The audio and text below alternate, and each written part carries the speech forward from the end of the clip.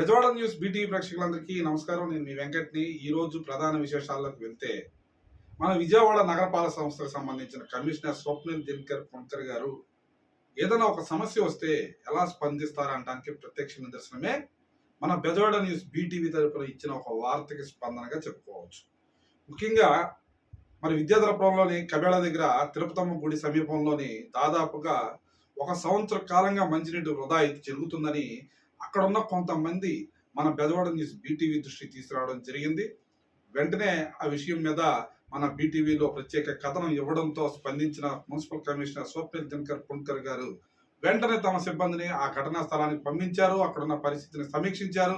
వెంటనే అక్కడున్న ఎవరైతే నీటి సరఫరా శాఖకు సంబంధించిన సిబ్బంది ఉన్నారో వారందరినీ కూడా ఆ స్పాట్కి పిలిపించి ఎంతకాలంగా ఇది ఉంటుంది, ఎంతకాలంగా ఇలాంటి నీరు వృధా జరుగుతుంటే ఏం చేస్తున్నారంటూ సాక్షాత్తు అసిస్టెంట్ కమిషనర్ కూడా ఘటనా స్థలానికి చేరుకొని వెంటనే అక్కడ సిబ్బందిని అప్రమత్తం చేశారు. వెంటనే ఉదయానికి అంటే 24 గంటల్లో ఆ సమస్యకి పరిష్కారం చూపించిన ఘనత ఎవరికైనా ఉందంటే మున్సిపల్ కమిషనర్ స్వప్నిల్ దినకర్ గారికే చెప్పుకోవచ్చు.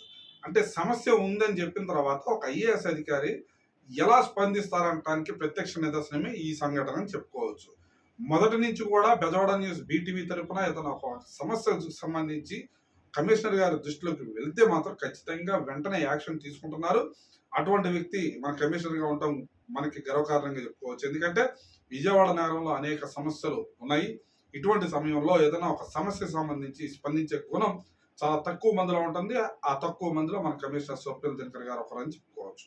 మొత్తంగా ఒక సమస్య పరిష్కారానికి కృషి చేసిన కమిషనర్ స్వప్నిల్ దినకర్ గారికి ప్రత్యేకంగా బెజవాడ న్యూస్ బీటీవీ తరఫున ధన్యవాదాలు తెలియజేస్తూ, మరి అనేక సమస్యలు ఆయన దృష్టికి తీసుకెళ్లి మరిన్ని సమస్యలు కూడా పరిష్కారానికి మనం అంతా కూడా చేయి వేసి ముందుకు వెళ్దామని మనస్ఫూర్తిగా తెలియజేసుకుంటూ నమస్కారం.